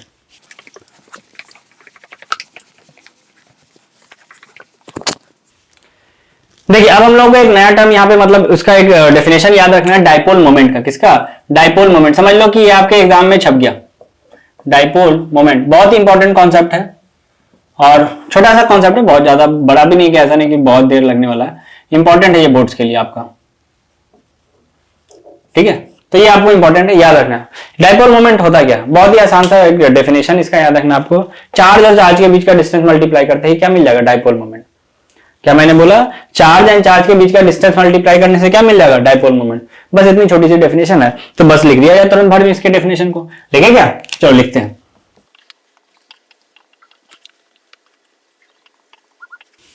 ठीक है, ये अपना स्टेटमेंट हो गया। It is defined as the product of charge and distance between charges. हो गया नोट? चलो ठीक है, याद करने में इंपॉर्टेंट होगा, आपको आसानी होगा, इसलिए आप नोट करते रहे।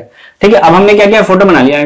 यहाँ पे एक नेगेटिव चार्ज है क्यू में, एंड यहाँ पे एक पॉजिटिव चार्ज भी है क्यू में, एंड बीच में जो डिस्टेंस है दिस इज 12, बीच में जो डिस्टेंस है दिस इज 12, तो हमने लिख लिया 12। ठीक है, अब हमको अगर डाइपोल मोमेंट लिखना है तो हम पी से रिप्रेजेंट करते हैं पहले, तो ये भी बात आप याद रखेंगे। तो पी बराबर क्या होगा? चार्ज क्यू एंड बीच का डिस्टेंस 12, यानी क्यू इंटू 12 क्या हो गया? Dipole moment. याद रहेगा बात? कोई दिक्कत? और एक बात याद रखना, डाइपोल मोमेंट एक वेक्टर क्वांटिटी है। कैसा क्वांटिटी है? वेक्टर क्वांटिटी है। तो इस बात को भी हम लोग याद रखेंगे कि डाइपोल मोमेंट अगर वेक्टर है तो इसका डायरेक्शन किधर होगा? इसका डायरेक्शन किधर होगा? नेगेटिव चार्ज से पॉजिटिव चार्ज, नेगेटिव चार्ज से। अच्छा, एक यूनिट भी समझ लो इसका। यूनिट क्या होगा डाइपोल मोमेंट का? बहुत ही आसान, चार्ज का कूलम एंड डिस्टेंस का क्या? मीटर। तो coulomb into metre, COULOMB, coulomb multiply by metre. Short में लिखा जाए तो C dot M, chief minister भी नहीं है ये, सेंटीमीटर भी नहीं है ये, कूलम इंटू मीटर है। याद रहेगा बात? चलो, एंड एक बात ये भी याद रखते हैं, dipole moment is a vector quantity. Negative charge से पॉजिटिव चार्ज की तरफ इसका क्या होगा? डायरेक्शन होगा। याद रहेगा बात? चलो लिखते हैं, यानी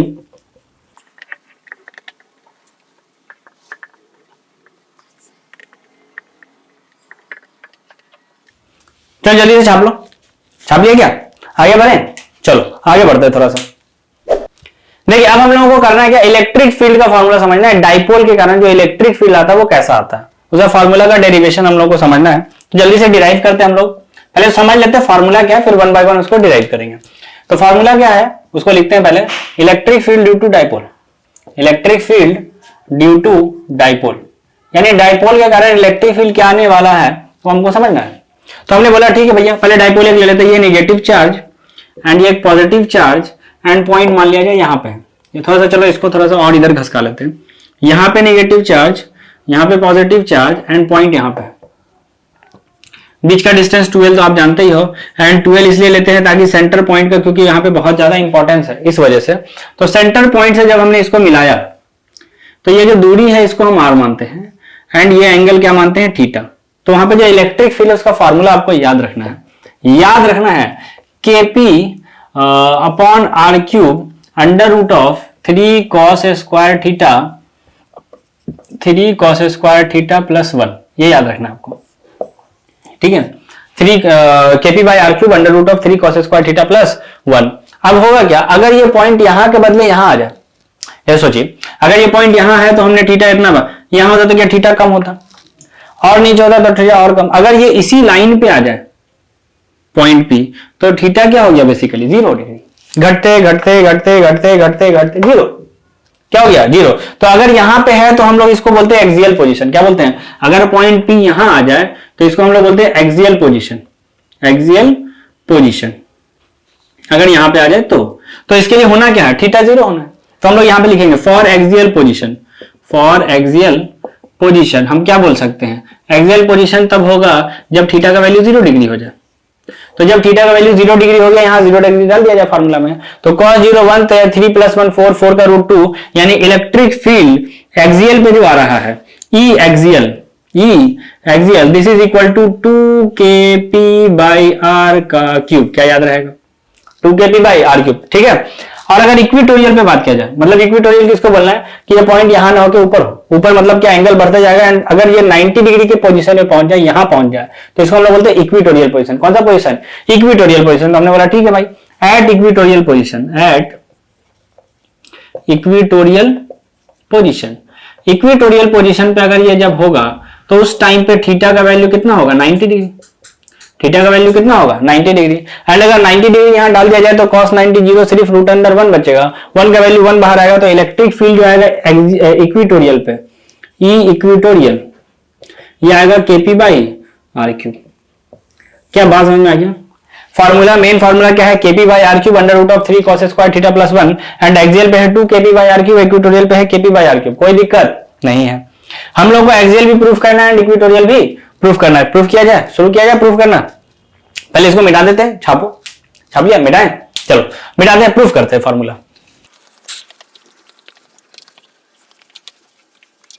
देखिए सबसे पहले हम लोग को प्रूफ करना है तो एक्सियल प्रूफ कर लेते हैं। सबसे पहले कौन सा प्रूफ कर लेते हैं, एक्सियल। एक्सियल हो जाएगा, आसान है, फिर इक्विटोरियल पे आएंगे, थोड़ा सा डिफिकल्ट है, हल्का सा, बहुत ज्यादा डिफिकल्ट नहीं है। तो जल्दी से प्रूफ करते हैं, हेडिंग लगाते हैं, electric field due to dipole on axial position, electric field due to dipole on axial position, on axial position, यानी एक्सियल पोजीशन पे डाइपोल का इलेक्ट्रिक फील्ड का क्या फॉर्मूला है, ठीक है। तो हम लोग एक डाइपोल बना लेते हैं, यहाँ पे एक माइनस चार्ज है, यहाँ पे एक प्लस चार्ज है, एंड ये इस तरीके से दूरी है 12, और सेंटर पॉइंट से, कहां से, सेंटर पॉइंट से जो मेरा पॉइंट है, इस पॉइंट तक का दूरी यहां से लेके यहां तक का जो है this is R, this is R, and वहां पे हमको इलेक्ट्रिक फील्ड निकालना है। क्या कोई दिक्कत। सबसे पहले मिर्च मसाला डाला जाएगा, तो हम लोग डाल देते हैं जल्दी से एक मिर्च मसाला, डालेंगे क्या, चलो डालते हैं।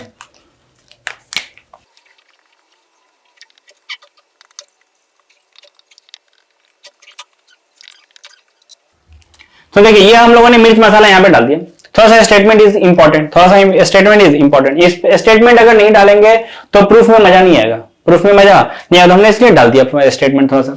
अब इसके बाद करना क्या है, हम पहले प्लस चार्ज के कारण इलेक्ट्रिक फील्ड निकालते हैं, माइनस के कारण निकालते हैं, फिर जोड़ देंगे, बात ही खत्म। यही हम लोग का तरीका होगा। तो हमने निकाला सबसे पहले electric field due to positive charge, electric field due to positive charge, positive charge के कारण इलेक्ट्रिक फील्ड हमने जो निकाला, मान लिया उसको सपोज इवन, एंड ये एक पॉइंट चार्ज है, तो पॉइंट चार्ज का फॉर्मूला लगाएंगे, आज ही प्रूफ किए हैं, एंड कल पढ़े भी थे kq/r² पिछले क्लास में। तो हम लोगों ने किया इवन का वैल्यू kq/r²। अच्छा r² फॉर्मूला है, बट r क्या था, डिस्टेंस ऑफ चार्ज और पॉइंट के बीच का, distance of point from charge, वो हमको डालना पड़ता है। तो इवन k चार्ज है छोटा q, एंड r क्या है, यहां से लेके यहां तक का दूरी, ये है मेरे पहले वाले के लिए। तो पूरे r में से, जैसे यहां से यहां तक का दूरी क्या l है, यहां से यहां तक का भी दूरी l है, तो 2l हो गया। तो पूरे r में से ये l हटा देंगे तो वो मिल जाएगा, पूरे r में से ये l हटा दिया जाएगा तो क्या मिल जाएगा, ये वाला मिल जाएगा हमको डिस्टेंस। तो हमने इसलिए लिख दिया r - l का होल स्क्वायर। बोले बोलो ठीक है, कोई दिक्कत। ये मेरा आ गया इवन, इसको रखते हैं अपने पास।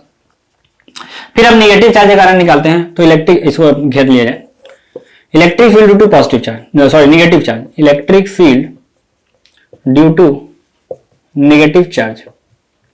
तो नेगेटिव चार्ज के कारण अगर इलेक्ट्रिक फील्ड निकालना है तो इसको हमने मान लिया E2। फॉर्मूला तो अगेन kq/r² ही लगाना है, बट वैल्यूज डालेंगे तो k, चार्ज तो q है, साइन वगैरह नहीं लेते हैं, हम पिछले क्लास में आपको बता दिए थे।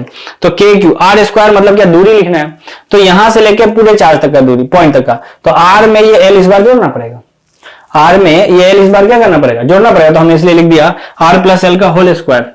देखिए इसको हम अलग कलर से लिख देते हैं ताकि आप इस बात को अंडरस्टैंड कर पाए कि ये डिस्टेंस बड़ा सोच समझ के लिखना पड़ता है, तो हमने इसलिए ये E2 मान लिया। अब बारी आती है दोनों को जोड़ने की, बारी आती है दोनों को जोड़ने की, तो हमने बोला ठीक है चलो जोड़ना शुरू करते हैं, जोड़ना शुरू करते हैं। तो इस पॉइंट पे अगर देखा जाए तो E1 किधर है, E1 जो होगा, पॉइंट को थोड़ा सा इधर घसका लेते हैं, तो पॉइंट P पे पॉजिटिव चार्ज के कारण इलेक्ट्रिक फील्ड इधर होगा, E1 दूर होगा, एंड निगेटिव का उसकी तरफ होगा यानी E2 इधर होगा, यानी कि नेट चार्ज इलेक्ट्रिक फील्ड निकालने के लिए दोनों को माइनस करना पड़ेगा, दोनों को माइनस करने पड़ेगा। हम लोग ये समझ गए बात, तो हमने बोला ठीक है चलो माइनस करते हैं, माइनस करते हैं। तो हमने लिखा ई नेट, हमने लिखा E net is equal to E1 minus E2, E net is equal to E1 minus E2। तो हमने बोला ठीक है चलो E1 मतलब हो रहा K Q by R minus L का होल स्क्वायर एंड माइनस में K Q by R plus L का होल स्क्वायर। पहले बोलो कोई दिक्कत, वैल्यू डाल दिया हमने, कोई परेशानी तो नहीं है ना भाई। चलो के और क्यू कॉमन आ रहा है बेचारा, तो कॉमन ले लेते हैं, के और क्यू आ गया कॉमन, तो बच रहा है 1 बाई आर माइनस एल का whole square minus 1 by R plus L का होल स्क्वायर। एलसीएम ले सकते हैं, ले सकते हैं ना, तो हमने बोला चलो ठीक है एलसीएम लेते हैं, के क्यू एलसीएम लेने के बाद हमको यहाँ मिल रहा है आर माइनस एल का होल स्क्वायर, यहाँ मिल रहा है आर प्लस एल का भी होल स्क्वायर। ब्रैकेट खोल देगा एक साथ, मतलब ये यहाँ आ जाएगा, ये यहाँ, तो चलो एक बार लिख ही देते हैं, तो आर प्लस एल का होल स्क्वायर माइनस में आर माइनस एल का होल स्क्वायर। ठीक है यहाँ तक। अब इसको ए प्लस बी के होल स्क्वायर पे, इसको ए माइनस बी के होल स्क्वायर पे तोड़ना पड़ेगा, जगह नहीं है, मिटाते हैं स्टेटमेंट, मिर्च मसाला मिटाया जाए एंड वहां पे एमडीएच का तड़का लगाया जाए। तो देखिए अब अपने पास आ रहा है एमडीएच का तड़का, जिसको खा के अंग अंग फड़का, K Q A plus B का होल स्क्वायर। तो हमने लिखा A square plus B square plus 2ab minus A square plus B square minus minus plus हो जाएगा 2ab and divided by what, R minus L का whole square and R plus L का भी whole square. कोई दिक्कत नहीं है। अब देखिए है क्या, आर स्क्वायर से आर स्क्वायर कट गया, एल स्क्वायर से एल स्क्वायर कट गया, 2 दूनी 4 4 आर एल हो रहा है। तो हमारे पास जो आ रहा है वो यहाँ पे लिख लेते हैं उसके बाद का, तो K Q 4 R L by R minus L का whole square and R plus L का होल स्क्वायर। कोई दिक्कत नहीं है। अब थोड़ा सा यहाँ पे अजम्पशन माना जाता है, माना यह जाता है कि ये जो चार्ज को दूरी मैंने दिखाया है, देखिएगा तो ये बहुत ज्यादा है, बट रियलिटी में होता क्या है, एक चार्ज यहाँ दूसरा चार्ज यहाँ, बहुत ही क्लोज, बहुत ही क्लोज अ पॉइंट यहाँ पे, मतलब क्या डिस्टेंस आर के कंपेरिजन में ये जो एल है ये बहुत छोटा है, आर के कंपेरिजन में ये एल बहुत छोटा है। तो ये बात हम लोग लिखेंगे, since R is much much greater than L, R is much much greater than L. तो अगर बहुत छोटा है तो एल को तो नहीं, लेकिन एल स्क्वायर को हम नेग्लेक्ट करेंगे, L square can be neglected, photo मिटा ही दिया, L square can be neglected, तो हमने नेग्लेक्ट कर दिया। अच्छा ये नोट तो हो गया था ना, इतना नहीं हुआ तो रिवाइंड करके पहले नोट कर लें, ठीक है। चलो L square can be neglected, तो देखिए यहां भी एल स्क्वायर बन रहा है, यहां भी एल स्क्वायर बना, तो दोनों का एल स्क्वायर हटेगा तो आर का स्क्वायर एंड आर का स्क्वायर, क्या आर पे पावर 4 बच रहा है, आर पे पावर 4 बचा, तो हमने बोला ठीक है, हमने बोला ठीक है, तो हमने बोला ठीक है, देखिए k Q 4 R L by are पे पावर 4, आर पे पावर 4। अच्छा इधर लिख लेते हैं ताकि और ना मिटाना पड़े, यानी 4 K Q R L by are पे पावर 4। अब देखिए इसके पावर 4 से ही आर कटेगा तो आर पे पावर 3 बचेगा। अब इसको थोड़ा सा रीअरेंज करके लिखेंगे एंड आंसर आएगा। जैसे ये जो 4 है इसको हम 2 लिख देते हैं एंड इसका जो 2 था ना उसको l के साथ मल्टीप्लाई कर देते हैं, नीचे है आर क्यूब। देखिए ये q इंटू 12 कुछ बनने के लिए तैयार है। हाँ सही बोले, p बनेगा तो क्या आएगा 2kp बाई आर क्यूब, ये आ गया ई एक्सियल। क्या यही फॉर्मूला था अपने हम लोगों का। चल जल्दी नोट कर, जल्दी नोट कर, थोड़ा सा लेंदी हो गया, लेंदी है ही है, मैं क्या करूं, छाप लिया। चलो नेक्स्ट फॉर्मूला प्रूफ करते हैं। चलिए अपने लास्ट वाला प्रूफ जो है इसका एक और करते हैं, सेकंड लास्ट प्रूफ, लास्ट तो नहीं, इसके बाद एक और करना पड़ेगा टॉर्क वाला। तो सबसे पहले इसको कर लेते हैं, electric field due to dipole on equatorial position, electric field due to dipole on equatorial position, equatorial position पे इलेक्ट्रिक फील्ड का फॉर्मूला जो था उसको प्रूफ करना है, तो पहले फोटो बनाते हैं। यानी ये रहा निगेटिव चार्ज, ये रहा पॉजिटिव चार्ज एंड ये रहा पॉइंट P, बीच का डिस्टेंस था 12 एंड सेंटर पॉइंट से इसका जो हाइट है दिस इज छोटा आर, दिस इज छोटा आर, कोई दिक्कत? बोलो बोलो बोलो, ठीक है ना। तो पहले मिर्च मसाला डाला जाए, तो इसके बाद कैलकुलेट करना शुरू करेंगे। तो मिर्च मसाला अपने पास ये रहा,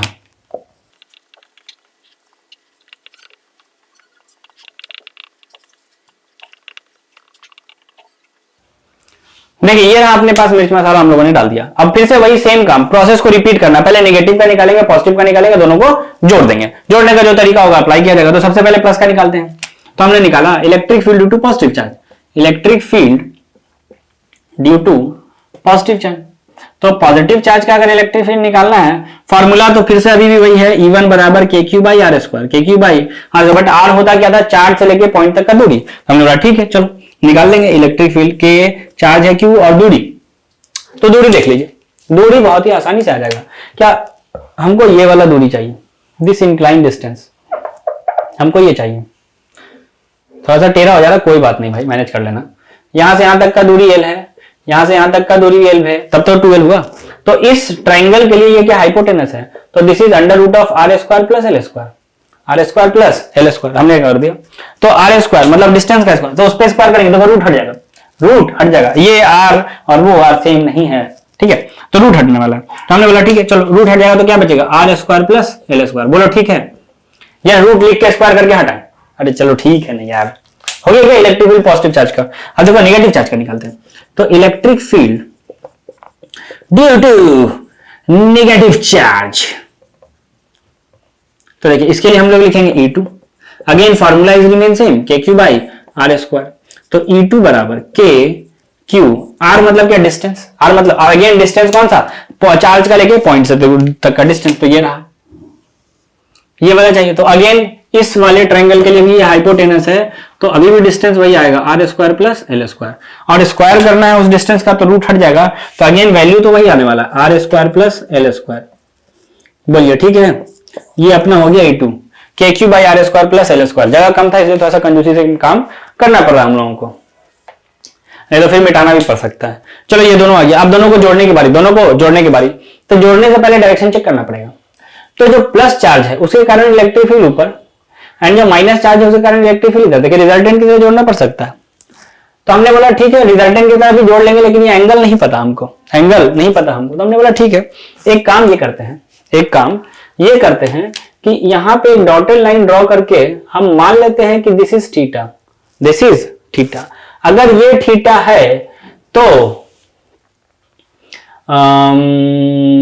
ये भी थीटा होगा क्या, नहीं होगा? देखो ऐसे समझ लो, ये थीटा है तो ये थीटा कॉरस्पॉन्डिंग एंगल के कारण, एंड ये दोनों साइड बराबर है तो ये एंगल और ये एंगल भी बराबर होगा, मतलब ये भी थीटा होगा और ये थीटा होगा तो ये भी थीटा होगा, ऑल्टरनेट एंगल से। समझ में आ गया तो ठीक है, नहीं तो याद रखेंगे दोनों एंगल बराबर है। ये मेरा है E2 और ये मेरा है E1, और दोनों का वैल्यू भी बराबर है, दोनों का वैल्यू भी बराबर है। इसको हम रिजॉल्व कर सकते हैं। तो रिजॉल्व करने के बाद हमको क्या मिलेगा, इस E1 का साइन थीटा ऊपर बन जाएगा, E1 का साइन थीटा ऊपर, एंड E1 का कॉस थीटा हॉरिजॉन्टल में। बोलो ठीक है। रिजोल्यूशन ऑफ वेक्टर मैंने वेक्टर के अपने पहले लेक्चर में बताया, वहां पे आप देख सकते हैं। फिर E2 को रिजॉल्व करेंगे तो E2 का साइन थीटा नीचे बन रहा है, यहां पे लिख देते हैं E2 का साइन थीटा, एंड इसका कॉस थीटा अगेन इधर ही आ जाएगा, E2 का कॉस थीटा।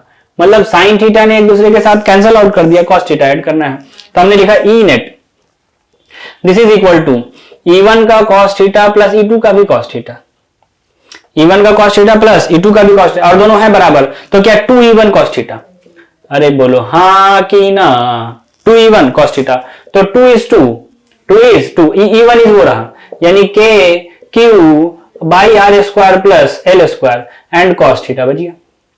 फिर 2K Q by R square plus L square. अब देखो cos थीटा लिखना है, क्या लिखना है, cos थीटा। हमने बोला लिखो ये थीटा है, ये थीटा है, तो आप इस ट्रायंगल को, ये जो राइट एंगल ट्रायंगल, इसमें बेस अपॉन हाइपोटेनस के हेल्प से लिख सकते हैं cos थीटा का value L upon under root of R square plus L square, R square plus L square. कोई दिक्कत नहीं है, दोनों का पावर ऐड हो जाएगा। तो ऐड होने के बाद हमको मिल रहा है K Q L, अच्छा 2 भी था आगे ना, 2K Q L by R square plus L square and whole to the power 3/2, whole to the power 3/2। क्या ठीक है? क्या मिर्च मसाला मिटाया जाए, क्योंकि जगह नहीं बचा, यहां लिख ले, चलो ठीक है नहीं मिटाते। तो हमने क्या किया, यहाँ पे फिर से वही बात, r बहुत बड़ा है, l बहुत छोटा है, तो l स्क्वायर को हटाएंगे। तो लिखते हैं पहले, since r is very very greater than l, therefore l square can be neglected. l square can be neglected. तो अगर l स्क्वायर हटेगा तो r स्क्वायर पे पावर आएगा 3/2, तो r पे पावर 3 बच जाएगा। देख लीजिए आप क्या आएगा, e बराबर k q 2l and r square पे पावर बच रहा है 3/2, देखिए 2 से 2 कट गया, r पे पावर 3 बच रहा है, एंड q और 2l जो एक साथ हमने लिख दिया, उसका मकसद था लिखने का ताकि उसको p लिखा जाए। तो अब मेरे पास आ गया रिजल्ट kp/r³। क्या हो गया प्रूफ, क्या हो गया, चल जल्दी छापो। लास्ट टॉर्क करते हैं एंड चैप्टर को फिनिश करते हैं। Tata bye bye. फिर हो गया, मिटा दें, चलो मिटाते हैं। लास्ट फार्मूला हम लोगों को डिराइव करना है, टॉर्क एक्टिंग नॉन डाइपोल। तो जल्दी से करते हैं टॉर्क एक्टिंग ऑन डाइपोल का formula proof. Torque acting on dipole, acting on dipole, यानी अगर किसी भी डाइपोल को इलेक्ट्रिक फील्ड में रख दिया जाए तो उस पर एक टॉर्क लगता है, एंड उस टॉर्क का जो रिजल्ट है उसको हम लोग को प्रूफ करना है। बहुत ही छोटा सा रिजल्ट है और बहुत ही आसान सा रिजल्ट भी है, आप उसको आराम से प्रूफ कर सकते हो। मान लो ये इलेक्ट्रिक फील्ड, मान लो ये इलेक्ट्रिक फील्ड इधर से उधर की तरफ भाग रहा है, और हमने क्या किया, यहाँ पे एक डाइपोल रख दिया, ये प्लस चार्ज एंड ये इस डाइपोल का माइनस चार्ज, एंड इसके सेंटर ने इलेक्ट्रिक फील्ड से एक एंगल बनाया थीटा, इलेक्ट्रिक फील्ड से एक एंगल बनाया है थीटा, और यहां से यहां तक का दूरी l एंड यहां से यहां तक का भी दूरी l। अब देखिए इस पे टॉर्क कैसे लगेगा, इस वाले प्लस चार्ज पे एक इलेक्ट्रिक फील्ड ने फोर्स लगाया, इलेक्ट्रिक फील्ड की डायरेक्शन में पॉजिटिव चार्ज पे एक फोर्स, एंड इस पे भी एक फोर्स लगाया इधर, एंड इसके कारण होगा क्या, अगर इसको हम इधर खींचा जाए, इसको उधर इसको इधर, तो देखिए क्या होगा, ऐसे घूमना शुरू हो जाएगा। तो जब भी घूमने लगे तो टॉर्क वहां पे होता है, तो हमने टॉर्क निकालना पड़ेगा। तो हमने बोला ठीक है चलो टॉर्क निकालते हैं। तो इस बार अच्छा नेट फोर्स 0 है, नेट फोर्स क्या है 0, नेट फोर्स 0 है लेकिन टॉर्क है, क्योंकि जितना फोर्स आगे उतना ही फोर्स पीछे, क्योंकि चार्ज बराबर होता है और वैल्यू इलेक्ट्रिक फील्ड बराबर है, तो नेट फोर्स बराबर हो गया, मतलब दोनों का एंड अपोजिट डायरेक्शन के कारण कैंसिल आउट हो गया। तो याद रखना है जब भी डाइपोल को इलेक्ट्रिक फील्ड में रखें नेट फोर्स 0 होगा लेकिन टॉर्क हमेशा लगेगा। याद रखना है net force acting on dipole, acting on dipole is always 0. Net force acting on dipole in uniform electric field, in uniform electric field is 0. Uniform electric field is 0. याद आएगा। अब देखिए हम लोग को टॉर्क अगर निकालना है तो टॉर्क का फॉर्मूला क्या होता है, force into perpendicular distance, force into perpendicular distance. अच्छा एक का टॉर्क निकाल के मल्टीप्लाई बाय 2 कर देंगे, काम हो जाएगा, क्योंकि दोनों सेम डायरेक्शन में घुमाना चाहता है। तो हमने ठीक है, तो फोर्स कितना लगेगा, चार्ज इंटू इलेक्ट्रिक फील्ड के कारण Q into E, and distance perpendicular distance हमको निकालना पड़ेगा। तो हमने बोला ठीक है लाओ परपेंडिकुलर डिस्टेंस निकालना है, तो एक काम करते हैं, इस फोर्स को जब पीछे की तरफ बढ़ाएंगे तो ये वाला जो डिस्टेंस है यही हमको चाहिए, यही हमको चाहिए, ये रेड लाइन का लेंथ हमको चाहिए। तो हम लोग ठीक है निकाल लिया जाएगा भाई, क्या है कि इतना परेशान होते हो। अगर ये थीटा है तो ये भी थीटा, ये थीटा तो ये भी theta, alternate sorry interior angle के कारण। तो इस ट्रायंगल को अगर यहां पे साइड में बनाया जाए तो ये थीटा है, ये एल है, एंड ये हमको निकालना है। तो हमको 90 के सामने हाइपोटेनस पता है, थीटा के सामने परपेंडिकुलर निकालना है, तो हम क्या यूज करेंगे, साइन थीटा। तो हम लिखेंगे साइन थीटा बराबर जो निकालना है वो x अपॉन एल, तो x का वैल्यू क्या आएगा, l का साइन थीटा, l का साइन थीटा तो हमने लिख दिया, ठीक है चलो भाई l का sine theta, and multiply by 2, क्योंकि एक ये वाला भी है उसके लिए भी फिर से लिखना पड़ेगा, तो मल्टीप्लाई बाय 2 भी लिख के काम चलाया जा सकता है। बचा क्या, बचा अपने पास ये q, ऐसे लिख लेते हैं q इंटू 2l पहले लिख लेते हैं, QL2 ताकि ये P बन जाए, फिर इलेक्ट्रिक फील्ड है, फिर साइन थीटा। तो Q और 2l को हम लिख सकते हैं P E साइन थीटा आ गया टॉर्क का रिजल्ट। तो टॉर्क को हम वेक्टर फॉर्म में ऐसे भी लिख सकते हैं, vector P cross vector E। क्या बात समझ में आ गया, छाप लो छाप लो छाप लो, छाप दिया। Okay, so this is all about your electric field and charge. ये चैप्टर हम लोग का कंप्लीट हुआ 2 घंटे के अंदर, थोड़ा सा ज्यादा समय लग गया, तो क्या किया जाए, इतना लंबा चैप्टर ही है ना। तो आप इस चैप्टर को बढ़िया से देखिए, रिवाइज कीजिए, बार बार हर एक एक चीज को याद कीजिए। मैंने सिर्फ थ्योरेटिकल बात बताया, ठीक है। न्यूमेरिकल आप ट्राई करें अपने अपने बुक से, जो भी आपका बोर्ड्स का बुक है एनसीईआरटी से ट्राई करें, बन जाएंगे क्वेश्चन, घबराने की बात नहीं है, ठीक है। और अगर फिर भी ना बने तो कमेंट सेक्शन में पूछ लीजिए, मैं आपको बताऊंगा। तो और जुड़े रहिए अपने इस फेवरेट चैनल के साथ, होम एडुकेटर के साथ, ताकि आपको अगला चैप्टर भी मिले पढ़ने के लिए। और इसको शेयर करें अपने फ्रेंड्स में, ताकि ज्यादा से ज्यादा स्टूडेंट्स इसका फायदा उठा सकें, ठीक है। तो लाइक कीजिए, सब्सक्राइब कीजिए एंड शेयर भी कीजिए। Thank you, good bye.